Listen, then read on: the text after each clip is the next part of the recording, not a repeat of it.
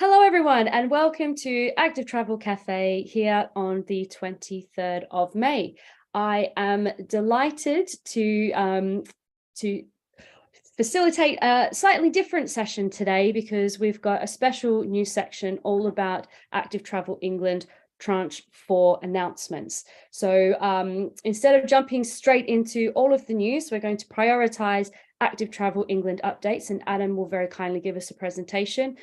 We welcome hearing news about what's happening in your patch, but if you could put that in the chat for now, that would be great. If we've got time at the end of the session, we can catch up with any other news items that we might have to deal with. So Active Travel England announcements, then we'll be hearing from our guest speaker, Katherine Clarke, and then we'll be hearing from Mark, Ranty Highwayman, about his latest infrastructure, good, bad, and interesting. But I shall now hand over to Adam, who can tell us all about what's happening with Tranche 4. Thank you, Adam.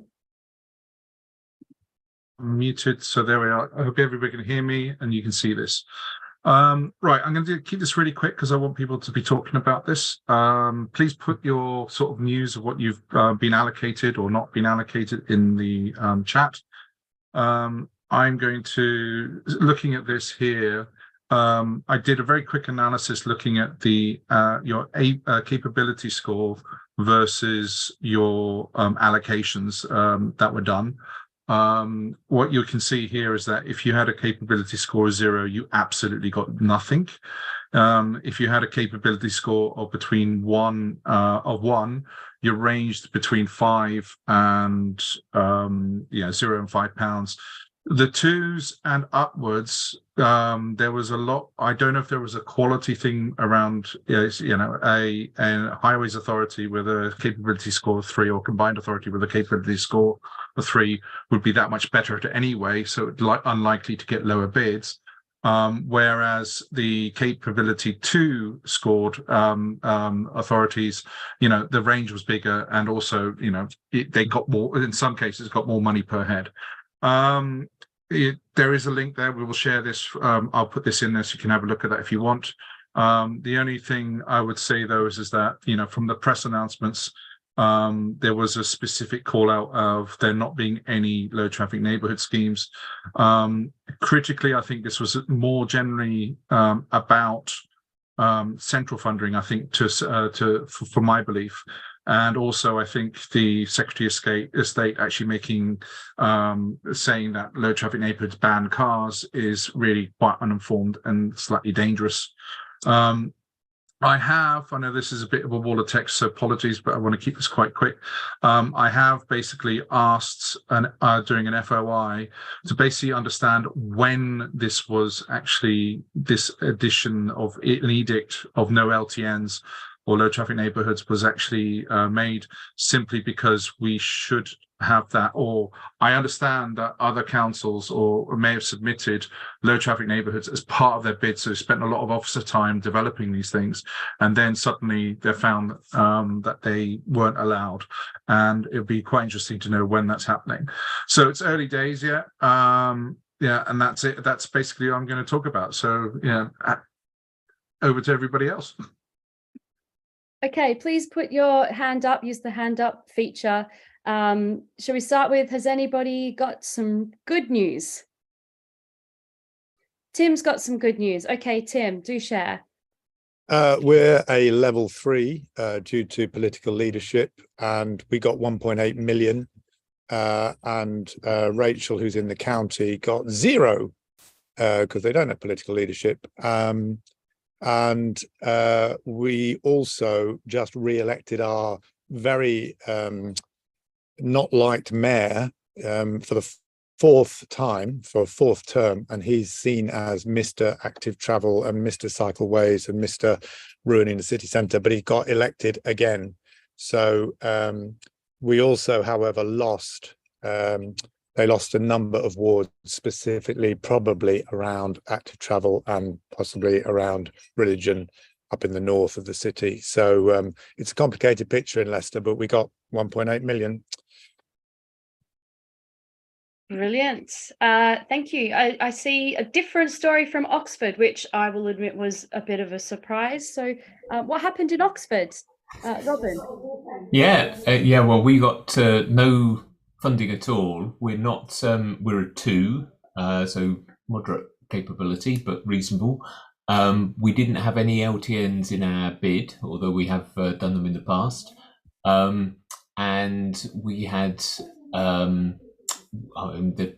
we had some good schemes in the bid, although the second half of our bid, the schemes were probably less good. But certainly the first half, which would have made up our regular allowance of about kind of fair share allowance about 2.3 for 2.4 million, were very good schemes indeed.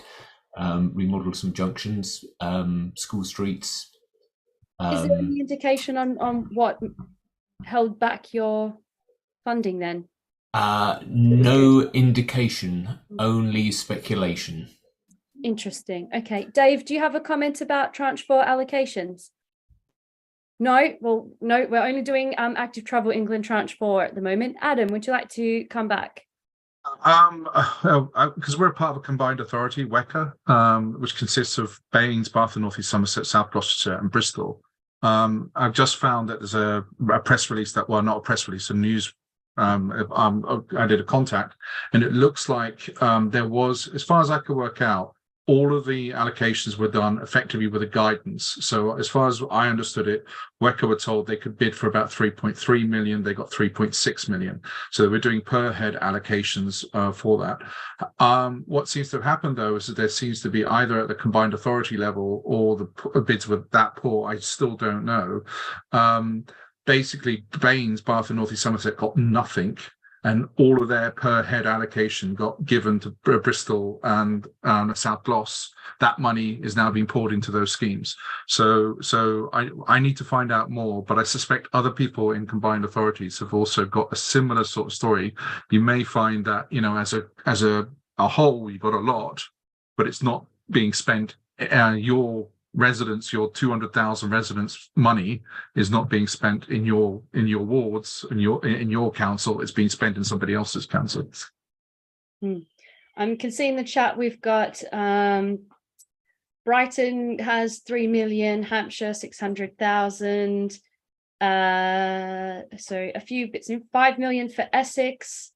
So that's good. I'm just wondering if we're spotting any themes into what made for a good allocation. Martin, do you have something to report on Tranche 4 funding? Yeah, so Little Old Isle of Wight actually got nearly 3 times their indicated allocation. All right, and I don't know what the reasons for that are, but I think one of the key things is actually having schemes that were genuinely ready to go and ready to get into build quickly enough. And I don't know whether some authorities may have been submitting schemes that weren't really advanced enough. And I think one of the others is as was very much focused on pedestrians, and certainly the guidance this time round had a very heavy pedestrian focus. I mean, we were, dare I say, slightly lucky in that we had a scheme that had already been worked up with other grant funding and was ready to go. It was a pedestrian-focused scheme, and that was the only thing that we submitted that was that was accepted. But really, really useful to making that scheme actually happen. But also importantly, useful for forwarding the argument that we need to be doing that early scheme development work to be ready for the funding bids, rather than just grasping for the funding bids when they come out and hastily trying to put together schemes. And I think that's really important to sort of future success in securing funding. Yeah. Well, I can report from Cambridge that we've got 3.8 million, which is good. But again, when you look at per head, it's only £4 or £5, but then it's also actually not being shared all over the region. It's on particular projects.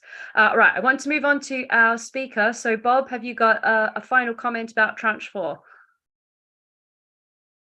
Yeah, I actually wanted to ask Simon about what the effects would be in London, because he was talking about stuff on Twitter. I don't think he's here, Simon Monk. The concern is that if there is this sort of move to ban LTNs, and this is really important, we need to talk about it, then this could mean the Department for Transport not allowing TfL to spend money which has originally come from the department on LTNs in London. And this is an absolutely crucial element of road space reallocation. It was made absolutely clear in gear change, and we really need it. And it is very, very worrying. Initially, I wasn't so troubled because I thought, well, yeah, you can use other funding streams, and LTNs aren't necessarily that expensive. The actual hardware isn't, although you have to do your consultations and make sure it's legally tight and whatever. But this is very worrying. And I was initially upset, and I wasn't upset, and I'm back to being upset again. And what I would want to do to link in with what's been allocated to people, I don't know if they can put this down in the chat, but might it be the case that projects have got allocations which don't appear to be taking road space away from motor vehicles? Because originally everything about gear change was road space reallocation. And it seems to me that some of the projects and schemes are being done because they won't offend the great God car. So I would we have be to move interested on, in Bob. people saying that in chat. Yeah, that's exactly what I'm intrigued is what are the trends and themes we're seeing across allocations, and is this just for Tranche 4, or is this something that's going to be seen across future allocations with this particular government? So perhaps some homework for us all to have a chat or do some comparison in the chat, and see if we can start to understand that. But we have our wonderful guest speaker with us, so I would really like to hear from her. So this evening, our guest speaker is Katherine Clarke, and Katherine is from MUF Architecture, a pioneering collaborative practice that combines art with architecture. And Katherine is going to talk about the approach to urban design, active travel, and co-design. And I'm very keen to hear about this. So, Katherine, I shall hand this platform over to you. You might be on mute, though. I was just saying thank you for inviting me, and I absolutely love the Active Travel Cafe. I feel it's the most kind of like exciting community, and I look forward to 5 o'clock on a Tuesday with great pleasure. MUF, a practice of architects and artists, and there are 2 things that we work with. One is the public realm, and the other one is perceptions and people's habitual attitudes towards the public realm. And all our work is about kind of addressing kind of environmental inequality, and to try and engender a more equitable occupation of the public realm by changing attitudes towards it. We've been doing quite a lot of work in Wood Green, which is a London borough, and this is a typical street scene in Wood Green where the car is legitimised by the local authority to take up the pavement in a way that if you left your fridge out on the pavement, it would be considered fly tipping and incredibly antisocial. And these are some of the attitudes that we're trying to shift. Sorry, I can't change the slide. Why has that happened? Perhaps if you go to full screen. Okay, let me try that. Sorry, the thing is in the way. I can't see where full screen is. And full screen. Cool. Okay, so Wood Green is also a place where, like many other places, it's under housing pressure, and they are subject to the permitted development law, which is kind of creating the slums of the future by allowing property developers to convert offices into housing, with the consequence that people are living in incredibly small, constrained spaces without any access to space standards, daylight aspects, and virtually no access to outside space. And while many of these developments are sort of aimed at kind of single people, it's inevitable that you will end up with people with children living in them. And if play is the work that the child does in order to become a kind of resilient, sociable, healthy adult, like where is the space for them to do that play? And in this little drawing here, you see what happens when children kind of engage in that kind of imaginative play that they do in their bedrooms, and there simply isn't room for them in these tiny apartments, especially in a neighborhood like Wood Green. And the the red outlines denote the development sites where there'll be incredible densification of the neighbourhood. And then you can see the very limited access that people have to green space in the area.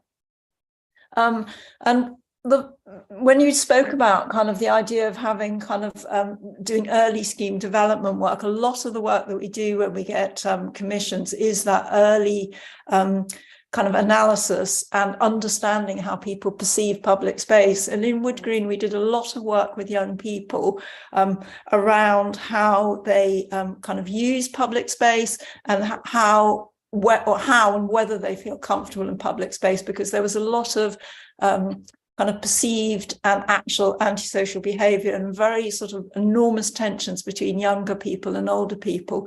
And so we did a series of interviews. There was about 60 interviews with young people aged between 5 and 19 to understand really their kind of very nuanced relationship with public space. And some of those findings are written on their slides.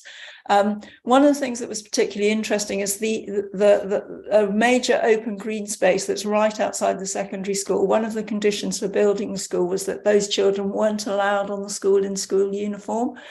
And as a consequence, what happens is it drives the children into the children and young people into the town centre, where they are then considered to undertake antisocial behaviour by kind of hanging around in shops where they're not engaging in kind of the purpose of the shop, which is to buy things. And so they're really caught between a kind of rock and a hard place, with being left with nowhere to go. And this research that we undertook with the young people informed both a design manual for the public realm of Wood Green, which set out kind of how to engage people in dialogue about what they wanted before you started any public realm schemes. And it also informed a number of small-scale public realm improvements, one of which, or three of which, were school streets. And the first act that we undertook when we began the school streets work was to engage with the children and ask them about their perceptions of the street and how they got to school. And it became very apparent that the message that they'd been given by the local authority active travel team and the school active travel team was one that was very, and rightly so, pejorative about the car, but it was a message given to children who often have no choice about how they travel. And as a consequence, those children who did travel by car were sort of ostracized from that kind of feel-good factor of engaging in active travel. So we wanted to find a way to kind of re-include them back in the argument and find a way where they could feel positive about greening the street and reducing the space for the car, even if they were still dependent on the car to get to school, because they didn't have that agency to change that. So for one day, we took over the streets outside the school and suspended the parking spaces and enabled the children to engage in this transformative moment of design, where they kind of made furniture for the street and dressed the street furniture itself and kind of patterned the pavement and the roads and made these kind of mini parklets at the edge of the street. And that process of observing how they behaved on the street and observing the discussions or kind of noting down the discussions we had with them informed the design for the school street. So in the centre of the image, you can see the school, Knoll Park School, which has got a street on either side of it. This is the existing street, which was the same on both sides, where there were guardrails along outside the school. And then with these kind of fairly wide streets with parking on both sides outside of the area of the school, and with uncontrolled crossings, which were ramped, and this was the only traffic calming. And there was a lot of double parking at school pickup time. And because these streets are very long, there was quite a lot of speeding going on as well. And so our design for the school street, which is mirrored on both sides, is to make this green strip along the curb edge. So the curb edge is on the inside of where this planter is. So he moved the curb edge out by narrowing the road, and on the opposite side of the road, pulled the road in. So you very much narrowed down the space for the car on either side and got rid of some of the parking spaces and replaced it with these planters, which are also rain gardens. And these are the rain gardens under construction. So you can see this is where the curb line would have been here. And so we've extended the territory for the pedestrian and for street greening out to here and reduce the space for the car. And then these all along the length of the school are rain gardens. They're both taking the polluted rain runoff that's polluted by microplastic particles and hydrocarbons from the car, which get washed into the rain garden and cleaned by phytoremediation in the rain garden here. And it also makes this place, this low sort of threshold to the edge of the pavement that people can sit on while they're waiting to pick their children up. And then where we have these edges here, they're filled in with boulders. And this is these are some rain gardens that we built on White Hart Lane, which is also in the same borough, and you can see them planted out there. So they bring this kind of immense sort of greenery and sort of naturalize the edge of the road. And they also have this kind of anti-pollution function of cleaning and cooling the water that comes off the road before it gets fed back into local water sources. So it protects the biodiversity of those water sources and increases the biodiversity at the curbside. And it also makes a place that brings children close to nature. And that was one of the kind of major kind of ambitions for the project, was that perhaps children don't have any choice about whether they're driven or not, but they can start to engage with nature and look after nature and be proactive in that way. And so these make all of our projects, I think, aim to have that multifunctionality of reducing the space for the car and taking that space and taking it either for active travel and for greening and for dealing with climate change in terms of managing rainfall and managing the pollution that's washed from cars into water sources. And so that multifunctionality also extends to taking care of the existing green infrastructure that we have on our streets, which are mature trees. And this is an inventory of all of the mature trees in the wood green area. And I think there's 87 of them that are built in, that are planted or have become planted in highly constrained environments where the tarmac is right up to the roots of the tree. So there's very little gas exchange to the tree roots. The tree will be suffering because of that, and it won't also have enough water. It'll have exhausted the below ground water sources, and very little was being replenished by the fact that we've made all of these city surfaces so impermeable. And so the projects are also about kind of how do we release trees from these constrained torments that we put them into in the inner city.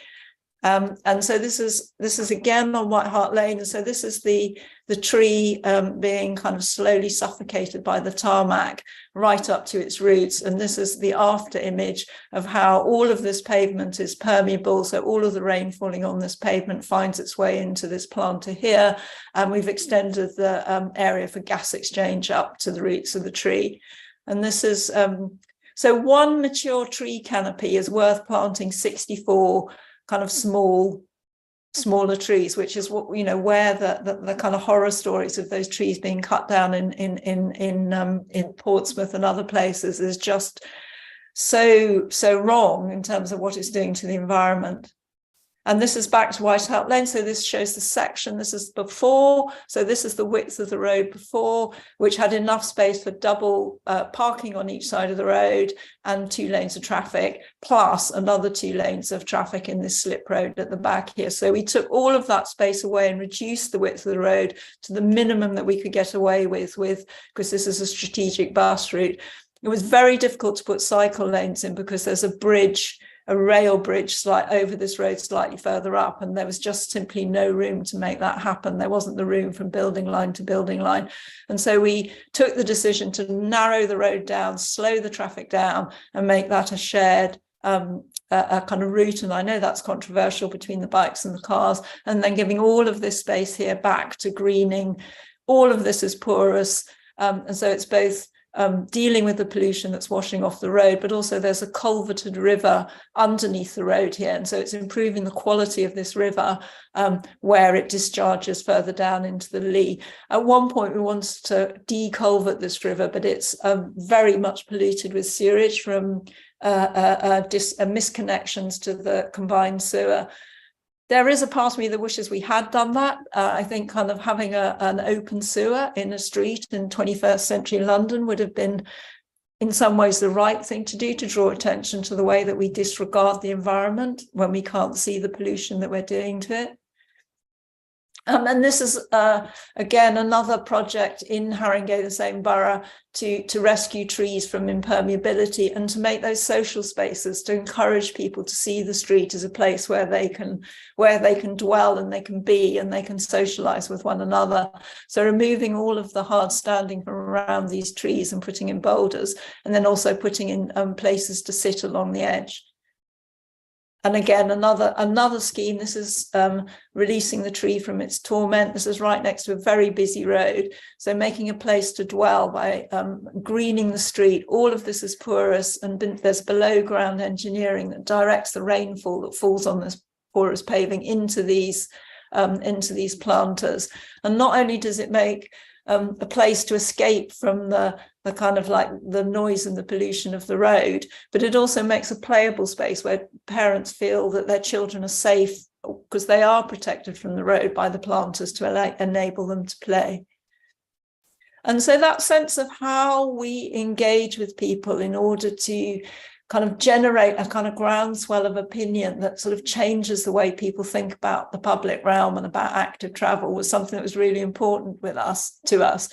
And going back to the research that we did with the young people, when we first spoke to them, they were very much interested in their own pleasures, and we somehow managed to start to have a conversation with them about how they would make space kind of for people who weren't like them to occupy the public realm. And they were very interesting in the way they said, well, if you make space for everyone, then everyone can be happy. And we organised a tea party in one of the green spaces in Wood Green, where we brought people from the East Asian Community Hub, and the children made tea for them. And the lower picture is the picture of the tea party on the common. But then the young people then proposed that in order to do consultation, rather than asking people what they want, you should ask them to imagine if they were somebody else and what that other person might want to have in the space, in order that you can start to have a kind of a larger conversation about how the public realm is the shared space of democracy, and we have to accommodate all of those different needs. And from that process of that intergenerational sharing and hosting, we annotated this photograph to start noting down what does it take to make space that's more democratically available to, to a range of different needs and different sort of wants from the public realm, given that that's a limited resource that we all have to share. And I think that's my last slide, and I hope I was within my 10 minutes. Thank you. You are absolutely perfect, Katherine. Thank you so much. So I invite our attendees to pop their questions into the chat. Remember, use big, bold question first, or put your hand up and we shall let you ask a question. But I've been scribbling away, and I have to admit, I even took a screenshot of one of your slides because I really wanted to come back and look at it in more detail. So Chair's prerogative, I'm going to ask my question first. I was really surprised at all the stats of all the wonderful things that trees do, especially mature tree canopies, but I have never heard that correlated with crime reduction. I was just wondering if you could elaborate a bit more on how that happens. I think some Trees for Cities was our source of those stats, and I think it's quite hard to prove that fact. I think it's just a correlation between the crime statistics and tree-lined streets. But I think to a certain extent, my observations of people in Wood Green, even street drinkers in Wood Green, kind of want to sit under the trees, and they, want to be in a pleasant environment. And like street drinking itself is not in itself antisocial. I think it's what happens, when people are drunk, that's the antisocial bit of it. And so I think it's that sense, like if you make places where people feel comfortable and people feel unthreatened by the environment around them, then they're less likely to become threatening in that environment. Yeah, interesting. Yeah, I was wondering if there was just a simple correlation of property values, or that you change the demographic of the street when you've got trees. But if we have trees on all the streets, then all the demographics. Yeah, well, I think that's the ideal, isn't it, that we have trees on all the streets. But I think that there is a correlation between, places with wider streets tend to have the space to have more trees, and they often tend to be places that are, wealthier. Yeah. So I'm looking to the chat. We have some comments about loving the unsealing and freeing the trees, and that Graham Smith from Oxford talks about a big move on that in Germany in the 90s, following the fear of acid rain and death of the forest. So perhaps, we have our new method of climate change and the mitigation of different climates, flooding, driving that as well. We've also got comments about loving the approach of, if I was a tree, what would my priority be? I've also noted that down for future campaigning. I hope you don't mind if we borrow that. Right. We have a question from Adam. How hard was it to get people to walk in other people's shoes? And can I add to that, which perhaps was the most difficult one for people to imagine? Was it the tree or another person? I think one of the reasons we did that was because there was, or one of the reasons we used that idea that the children generate and thought this was a brilliant idea, was because there was some very, very virulent kind of anti-changing anything, and particularly correlating school streets with low traffic neighborhoods and seeing them in the same way, that they were kind of impinging on one's right to free movement, which really means it's the right for the car to do anything and go anywhere. And they were very, very hard line about it. And I think it was just the fact of having directly asking them to imagine being someone else was a way, not necessarily of kind of that they would imagine being somebody else, but was just a way of sort of stopping them in their tracks and actually saying it's not all about you. It's not, I understand that you're passionate about wanting to drive your car, but there are other people passionate about other things, and you have to accept that there's more than your opinion in the world.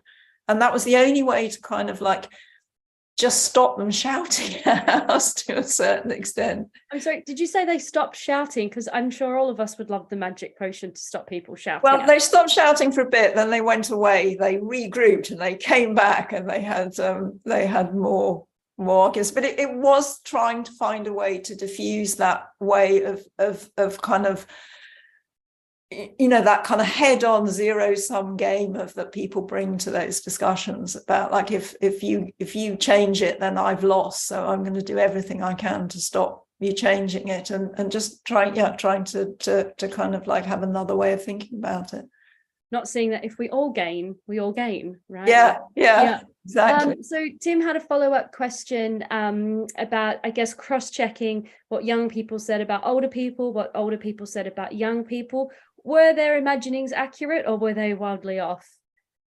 I think, one of the reasons that we were really interested in really thinking about kind of how young people behaved in public space was because in Wood Green there's a lot of older people who socialize in this very lovely way in the library and in the Morrison's shopping street. And I was in there one day in the cafe, and one of them said to the other one, looking at his watch, "Oh, I've got to get home now. The children are about to come out. School's about to kick out." And both of them were kind of terrified about being on the street when the young people came out of school, because what happens is just the sheer volume of young people on the street is seen as a threat, and the fact that there's no accommodation of them, there's no sense that the street is a social place that's welcoming to them. So obviously they look and they feel out of place, and they're quite loud and boisterous, but they're, because the street isn't designed to accommodate them, it exacerbates people's attitudes towards them of being threatening on the street. And so I think that's what we were trying to diffuse. And when we did the street performance with them, I think that did, it only lasted for an afternoon, but it did kind of shift people's perceptions of kind of, children standing on the street holding those notices saying, no playing here, you're not allowed to do this. It was just all the prohibitions that the young people lived under. I think it, for a moment, it made people really think about kind of, how would I like to live like that, if that's what we're saying to our young people? Yeah. Right. So we're going to go quick questions and quick answers, if that's all right, Catherine, just to keep to time. So quick question. How long does it take trees to establish? I think it depends if they're planted in the right conditions in a good tree pit and they're looked after. Those trees that are being tormented by the pavement, they're about kind of over 100 years old. So the embodied carbon in there, if they die, is massive. Yeah. And what kinds of costs? Again, I guess that's how long is a piece of string and how long is a road. But are these expensive interventions? They're more expensive than just having cameras and road markings, obviously, but I think that the benefits that you get from having multifunctional spaces, so having rain gardens that address flooding, and they bring greater biodiversity, and they kind of deal with the particulate pollution, and especially if you make better conditions for mature trees, I think it's not just it's a cost benefit analysis, but I think you have to look at the long-term benefits. Yeah. Do you ever go back to the students? So you've made the changes to the street. They did all their imagining. You've gone and taken that and done something. Is there an evaluation process or a feedback process with the young people or all of the community to say, how does this fulfill what you had in mind? We try and do post-occupancy reviews on all our schemes. I mean, we're never paid to do it, so it's difficult. But I think that's essential because that's how you learn. And luckily, we've been working in Wood Green for kind of like 5 or 6 years, which is rare that you get that opportunity if you're commissioned to work in a place for so long. So those children we started working with in sort of 2020, before the pandemic, so 2018, and we're still able to work with them now. I mean, obviously, a lot of them have grown up and moved on, but the young, there are a number who've come through primary school who are still there. Brilliant. Dave, have you got your question? A quick one, please. Go here. Okay. Quick question. I'll get it. I'm unmuted. Okay, you got me. I've put some stuff in the chat, but also I'm quite interested in how you maintain it. When I was with Sustrans, we maintained... Dave, I just want to hold it there. How do you maintain it? That's the question. Thank you. Designed for highly mechanised, so you don't have street lamps, signposts in the way, and you can do it quickly once a year. Okay. Catherine, we work with these really brilliant landscape and SUDS experts, Robert Bray Associates, and they always design kind of low maintenance planting that you just sort of trim once a year virtually, and then it comes back. But it does need maintenance. Like, you've got to mulch it at the beginning of the season. You've got to water it if you get a hot, dry summer in the first year. And I think that's the bit that local authorities just don't understand. And I think we've argued on every scheme that we've done for them to take some of the capital funding as a commuted sum to look after it for the first year. And I think finally that message has got through. But maintenance costs. If you want more than just road lining and moving the curbs, it costs something, and that's got to be factored in. Yeah. Okay, I think this might be the last question. We'll see how we go. Simon asked, where does the discussion of what the purpose of a street should happen, or when does that discussion happen? And Simon is particularly referring to a street like White Hart Lane as an example.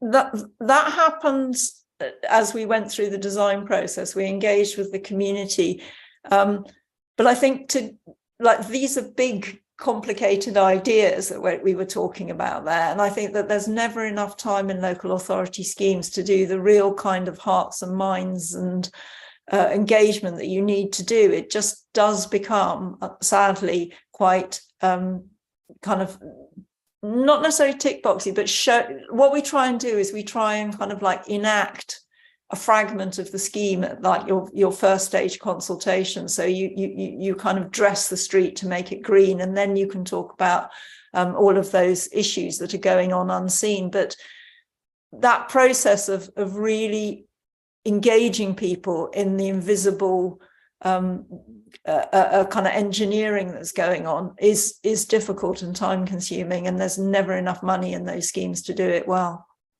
Yeah. Thank you, Catherine. I think there's some really good commentary in the chat. So I hope after this you get to go in and have a read.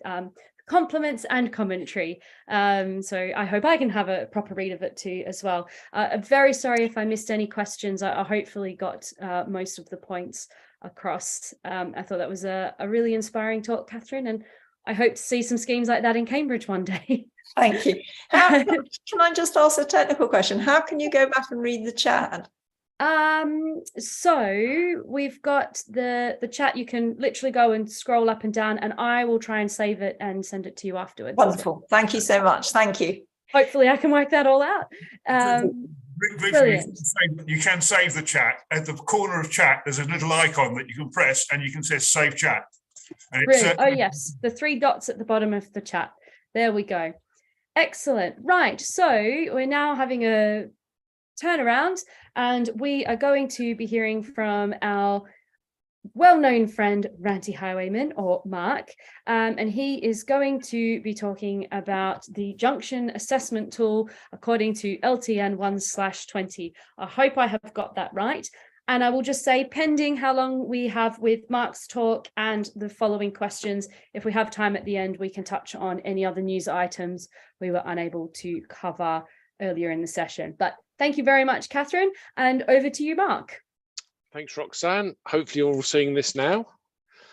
So we are going to talk about the Junction Assessment Tool, and here's a artificial intelligence generated junction. Let's hope we can do a bit better than that. So I'll get to the point of what it is and what it does in a minute, but essentially this idea started off in the London Cycling Design Standards, which have been around a few years, under Chapter 2 for those that want to go and research it. And what the Junction Assessment Tool does, it's provide a way of adding some numbers to the quality of junction design, because engineers like numbers and we like to compare things and try and track things. And this is from a cycling safety point of view primarily, because that's where the risk lies in cycling. For the reference, it's in section 2.2.5 of the London Guidance.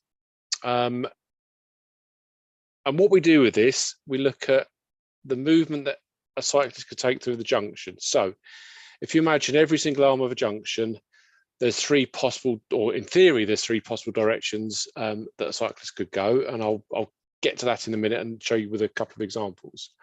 And the way you score things is based on a range of criteria, which we'll go into in a minute, about how easy it is or how safe it feels to go through that junction or that particular movement. Traffic data is useful, especially if you want to find out if there's heavy vehicle turns, but it isn't absolutely vital. And if you want to do something quickly, you can always use your gut feel and a bit of experience. And where I think people probably miss the point a little bit is you can also use it iteratively. So if you've designed something and you think, well, actually that arm could be tweaked a bit to make it work a bit better, you can use it and come back in again and test and look at different options. So it's quite a handy tool. So in terms of the movements that we have in the London Guidance, a movement that could score red, which is 0, amber 1, or green 2, keeping it nice and simple. And if you think about it, if you're going along to a junction as a cyclist, in theory, you should be able to turn left, go ahead somewhere, or turn right. And that depends how things are set up. And with T-junctions, crossroads, and 5-arm junctions, given the examples there, that generates us 9, 12, or 15 different movements. And the maximum score for those could be 18, 24, or 30 if I've got my sums right. I think I've actually got T-junctions slightly garbled there because you can't do those movements, but don't worry about that. The examples make things clearer. Again, still in the London Guidance. So here is the movements which give you red, amber, and green. So red is you mix with lots of HGVs turning, slip roads, lots of guard railing, nice wide radiuses that drivers can blast through. Go to the other end, green, you're all physically protected. You're not mixed with turning traffic, raised tables, etc., etc. So this was London at the time. Here's an example, quite complex actually. So I won't try and go through in detail on this, but essentially where you can see all the greens there, these are movements which are fully protected from traffic, pretty much. You can see a red one there, for example, that's a right turn. I think this is actually a bus lane as they design it. So trying to get from this bus lane across the turn right into this skinny little right turn pocket, it's difficult for anybody who's not cycling now. So that's going to score a 0 or a red. Anything that's banned, that's just been marked on there with an X. You can't make that particular turn. If it's a banned turn, then it becomes a 0 score. So once we get to LTM 120, basically the London guidance was stolen and improved, probably because a lot of the people involved also worked on the London guidance. Bit more information in the LTM 120 in Appendix B towards the end. Same scores are kept. Banned movements are still 0. So green is suitable for all potential cyclists, and the word potential is important here because we're designing for people who are not cycling now. And red is going to be for a minority. People will cope with it, but they might not like it. But that's probably people cycling now. And I'll come to the scoring and what a 70% means. But essentially, if your junction scores 70%, it's a pass, and you're probably doing what the Dutch do routinely. That's kind of how it's pitched. Lots of advice in Appendix B goes through T-junctions, where they suggest you break them into two T-junctions, staggered junctions, where they break them into two T-junctions, crossroads, signal control junctions, roundabouts, everything in there. And I use the tool fairly often for crossings to treat them as a crossroads, because you've got cycle traffic crossing a general traffic road. So you can use it quite creatively there. But let's look at the example, because that's much more easy to understand. So for those in London, this is something I presented to Transport for London's engineers in the day job. And this is the very, very end, the western end of Cycle Superhighway 2 as it fizzles out, leaving Whitechapel High Street, going into Aldgate High Street, Junction Middlesex Street to the north, and Mansell Street to the south, which you can't quite see on this plan here. As a general thing, you're moving from what is a really, really busy traffic corridor, which is why you've had that protection in the blue there.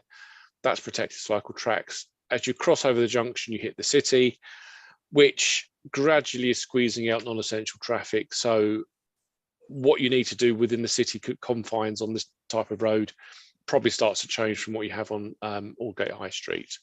So we're going from road to street, essentially. Originally, there was absolutely no protection whatsoever on any of the arms, other than a couple of advanced stop lines, which as a movement assister might give you an amber score if you're moving ahead. If you're turning right, it's still difficult, so that's going to be a red score. Transport for London, which manages this junction on the southern arm, the Mansell Street junction, put in a cycle gate. It's quite a while ago now, actually. Temporary bolt down units, they mess around the signals a little bit, but as you approach this junction with the city to your left and going out east to your right, you can actually go through, you get into the reservoir here, and the way that cycle gate signals are set up is as you pull away as a cyclist on a green, when you finally get to that front stop line, is you've got enough time to get through the junction before traffic behind you is released. So it's a pretty quick and effective way of getting some safety into a junction. Not perfection, it's not full on Dutch standards, but it does the job. So I went to see TfL's engineers after they'd recently done it, and I scored it for them. So what we've got here is all the possible movements from each of the side roads. So that's it's a crossroads, 3 potential movements for each of them. So we've got 12 possible directions. So if we look from the arm over here on the east, traffic can't turn left into Mansell Street. There's a banned left turn. And in fact, you can go up onto the shared use path here and drop down into the cycle track. So again, not perfect, but for left turning cyclists, it's a possible movement and it's safe. If you're going ahead, Okay, you might have a bit of traffic bothering you, but largely speaking, when I scored it, I thought that's okay. We'll give that a maximum score.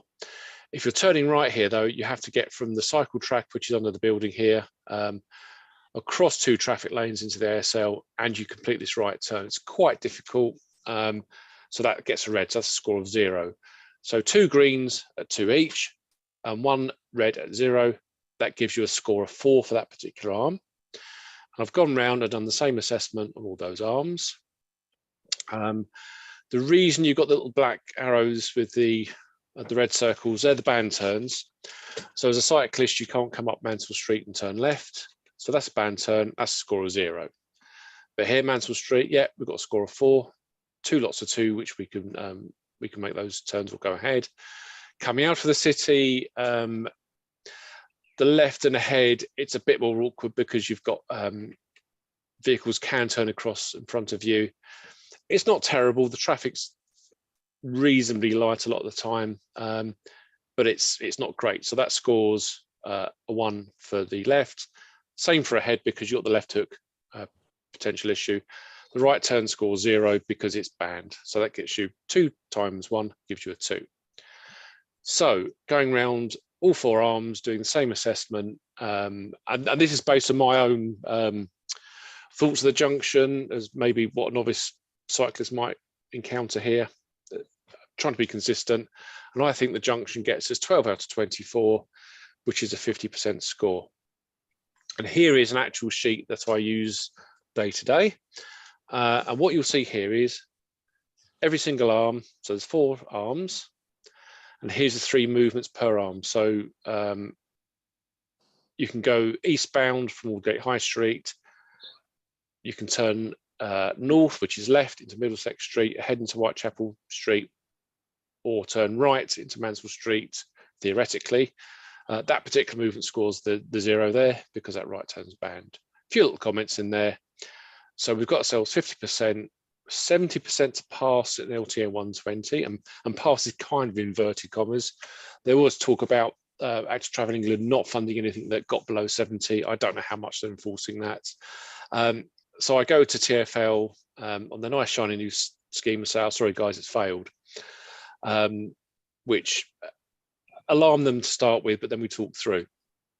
So not because of what I've said to them, they actually went back to the north arm and did another cycle gate. And when I reassess that, that gets them up to 16 out of 24, which is 67%. So it's not far off 70%. And the beauty of this scoring regime is you can go through your scores and you think, okay, so where we're scoring low, we've got lots of 0s here. Right turns are banned. Is there any way we can redesign the junction or tweak it to at least make it kind of okay to get us to a 1? Or do we do a really good job to get it to a 2? So we can play around with our designs. And this is what I said at the beginning, it's an iterative process. Let's have a look. Let's play with some ideas. We can come back and get the score up. So I would say that at 67% in the local context, it's pretty good for most people using it. Not bad. Again, not the full standards that we might like to see, but it does a good job. And from a TfL point of view, trying to roll stuff out, better to get lots of 67% scores across many junctions than 1 or 2 getting 100% if the money's not there. So let's think of the long game with this. What I then did was throw in the Cyclops. I've got a Dutch version of this, but I've done the UK Cyclops on the junction. Now, what I will say here, it is one-way clockwise for cycle traffic, which means that Mansell Street, which has a 2-way cycle track on one side of the road, it's slightly unintuitive that to turn right, you have to go all the way around the outside to make that right move. What people really want to do is cross over this arm and turn right. But because of space, because of just trying to design consistently, I've kept this orbital approach. So don't worry about that too much for this example. So going through doing the scoring again, well, actually, every single movement can be made in perfect safety, which is 2 points per movement, which gives us 6 points per arm, which gives us 24 out of 24, which is your 100% junction. And no surprise, if you do the same on the Dutch version of this layout, it also gets 100%. So there we go. It's all the way through, 2s across the board, we've got 100% in our pass from an LTM 120 point of view. So fantastic. Let's just stick cyclopses in everywhere and we'll be fine. However, let's look at a couple of thoughts before I round off here. So the scoring can be subjective. I always try and put myself in the mind of somebody who doesn't cycle now, or maybe if I'm a bit tired on the cargo bike that moves a lot more slowly and can't get out of travel. We've got the cycling level of service in Appendix A of LTM 120, which is another tool we look at route or big sections of route to try and score that. The one big problem is there's no consideration of delay. So you can have 100% like our Cyclops, but based on current traffic patterns, before you got a green as a cyclist or a pedestrian, you could wait quite a long time before you actually get to cross there. So you could have 100% junction, but it could take you forever to get through it. So that's actually picked up in the cycling level service tool. So there might be some trade-offs between, okay, we're getting ourselves a 67% junction. It kind of works okay for traffic at the moment because politically we can't go the full Monty and clear everybody out. Sometimes we have to take those steps, consolidate that, traffic patterns adjust, then we can go to the next stage. We can debate that for hours. Anything that's shared with walking probably shouldn't be getting a 2. I did, when we go back to this one, I did give this a 2, this left turn. You are sharing with walking through here, but it's such a massive footway. I didn't think it was too bad. Check the context. So the Junction Assessment Tool does talk a bit about pedestrian comfort, and there's a world of difference between a city edge versus, say, an interurban or a suburban junction. And really the best junctions will be intuitive. So again, you can have a really, really safe junction from this tool in theory, but if it's not intuitive, people do unexpected things like, kind of nip through there the wrong way because it's easier. There you go, Roxanne. I'll stop sharing. Thank you, Mark. And we have some questions coming through already, which we're going to race through. So we've got ZM from NE, this is acronyms, asking the LCDS and LTN 1/20 junction assessment tools don't include pedestrian, walking and wheeling movement. Where would you consider this when you're doing the process? And while we're there, can we elaborate LCDS and LTN 120, just in case we haven't done that yet today, and then talk about pedestrian movements? LCDS is the London Cycling Design Standards. LTN 120 is Local Transport Note number 1 of 2020, Cycling Infrastructure Design. And both of those pieces of guidance are cycling, and that's why you don't have detailed assessment for pedestrians. There is lots of talk about doing companion documents, sort of an LTN 120 for walking. You can, and I've seen Brian Deegan do it, do a junction assessment tool run including pedestrian crossings. It gets more complicated because pedestrians can also often make the movement in the other direction, so it gets very, very complicated very, very quickly. I think if you go back to things like the Cyclops type junctions, then broadly, if you're providing for cycling, you're providing for walking, but there are junctions absolutely that provide cycling movements that you can't do on foot or wheel. You have to do them in a couple of stages. Greater Manchester have got some of their Cyclops junctions with staggered peg crossings within them. So from a walking point of view, as they stand now, they're not as good as cycling, but some of the junctions didn't even have green men for pedestrians to start with. So yeah, it's complicated in short. Thanks, Mark. Simon asks, was the Cyclops style junction better or worse for bus journey times? Oh, that's a difficult question. In theory, they should be pretty similar because it's a very similar method of control. So the basic Cyclops, where you've got an all green stage for walking and cycling, there shouldn't be any difference. I think the subtle difference between the two comes in where you could, in theory, have diagonal pedestrian crossings and bits and pieces like that.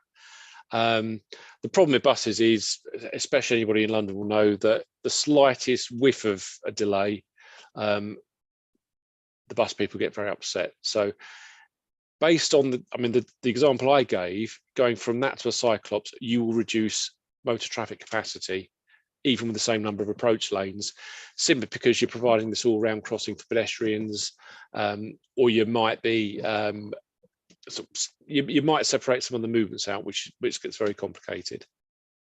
Mark, is there anything in this tool about capacity for cycling movements? We're starting to see really amazing rates of cycling. Is there a point where a Cyclops junction simply can't accommodate all of those people and they get fed up and skip using it? It's a good question, because whether you go the Dutch style, which has cycling on the inside of pedestrians, or the UK style, which has cycling on the outside of pedestrians, once you get really busy, you don't have the space physically to stack anybody.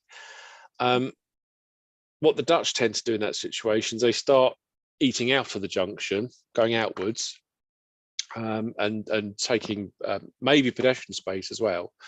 The problem with the Cyclops junction, unless you've got some really, really big pedestrian islands, as soon as you start eating into that space, you've lost your pedestrian island completely. So I think if you get to a position where the cycle traffic is outstripping the capacity of the junction to handle it, and you're as a cyclist, you have to wait another cycle to get through, the next step is either take away traffic lanes and you start to rebuild things there, or if it's very constrained and the cycle traffic is getting that high, then you're probably looking at really just trying to get rid of that traffic completely almost, and it just becomes an ordinary junction, and you probably don't need the signals by then. There are parts of the Netherlands, for example, that are taking traffic signals out because the junctions are so busy with cycling now, and there's so little motor traffic in those locations, you simply don't need the signals. They're a motor traffic tool. They're not a cycling or a walking tool. I think we are encountering the issue, maybe in a place that I'm familiar with, where Cyclops junctions aren't really handling the capacity, but the motor traffic isn't being reduced and people aren't using the junction at peak times. Yeah. So maybe I shouldn't say that on the record at this point until a proper review is done. It's anecdotal. I mean, I probably know the junction you mean, because you can nip into advisory cycle lanes, and I've heard it sometimes it's kind of 50-50 through there. What you can do with the Cyclops, if it's the all green all the way around in one go, rather than going north-south for traffic, east-west for traffic, all the way around for walking and cycling, you can double cycle the crossing. So you go north for traffic, all round for cycling and walking, east-west for traffic, all round for walking and cycling, and to hell with the traffic capacity. And you can do that with your existing, so there's no engineering other than changing something in the control of the signals. But I will say that really the point was we're scoring for safety, but at some point, like we do for motor junctions, we should be scoring for capacity and speed as well for other forms. But I want to move on to the other questions. Question from Graham. What about a newly rebuilt junction near us that puts cyclists onto narrow shared footways with pedestrians and across narrow, tortuous toucans? It's awful, but all movements can be done protected. So again, protected versus being... Yeah, you'll never score a 2 for any of those movements, 1 at best. Yep. So if you've got crossroads and you're scoring every single movement as a 1, you'll be getting 50% on your score. Yep. You'd have to, I would say in that situation, you'd have to have a very, very quiet section where there's virtually nobody walking to even hint at getting a 2. Okay, what can we do to encourage authorities such as TfL to deploy more temporary approaches, such as at Mansell? That's from Simon Monk. That's a good question, Simon. I mean, I'm a big fan of Mansell Street because it's a bit quick and dirty, but it's really transformed. I mean, the link itself, for those that don't know, it connects 2 of the super highways together. And it's really good for people coming from the east because they can then divert down to Cycle Superhighway 3, which is along the embankment. So it's a really, really useful link.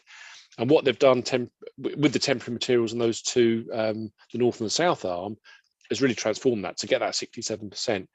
So from TfL's point of view, do lots of it, but you need the money to do it. And I think from a campaigning point of view, maybe not going in to say, let's have a Cyclops on every single junction like that, because it's not going to happen at the moment. I think probably, is it good enough? I mean, Simon talks about, is it good enough quite a lot? And in that particular circumstance, Yeah, it's got 67%. The city on the other side are gradually getting rid of the motor traffic. We've got protected cycle tracks on the other side of the junction. That'll do. Yeah, it's good.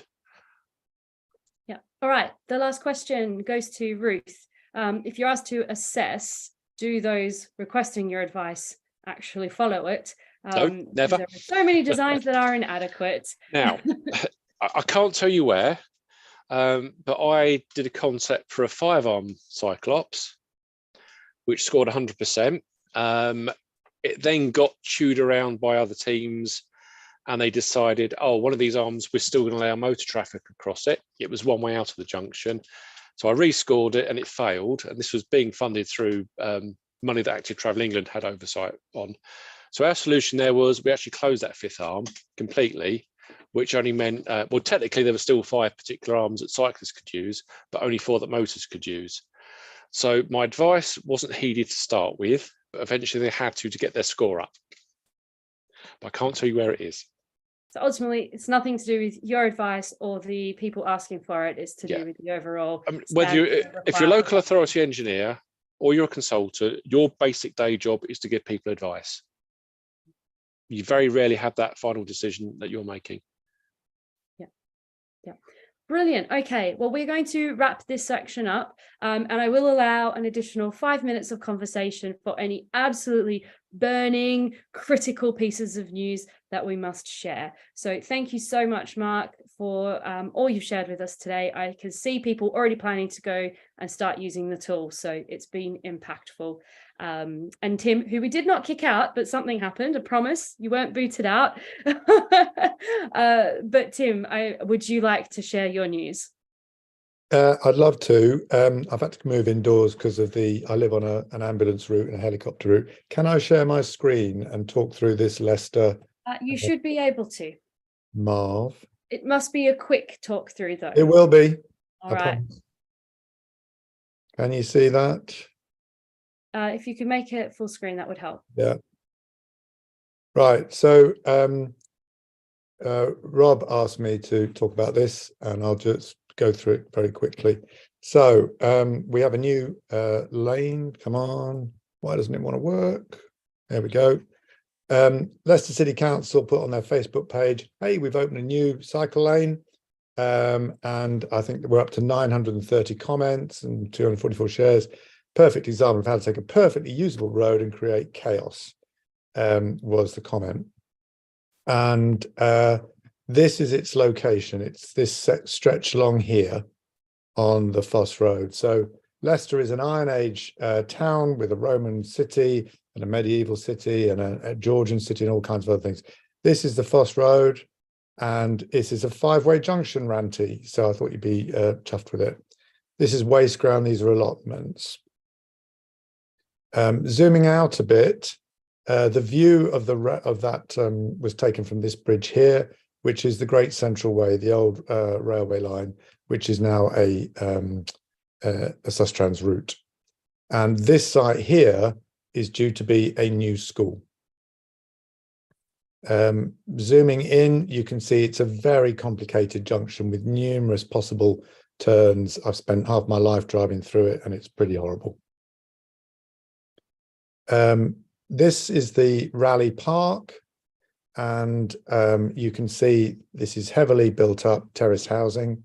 This is a 1950s council estate, the new parks, and more terraced housing here. And this area here, Frog Island, is development sites when Google Earth took that picture. So if you stand in Raleigh Park, you see this lovely sign which shows all the schools that are within a mile, 2 miles of the park.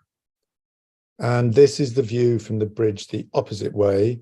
This used to be a mini roundabout to go up into the 50s council estate, and that's Foss Road going that way through there. Ranty, you can spend hours on that picture, but we're not getting time. This is the view the other way. And I think what got people upset was why have a bus lane in the middle? And I'm pretty certain that's because they don't turn left up the A50.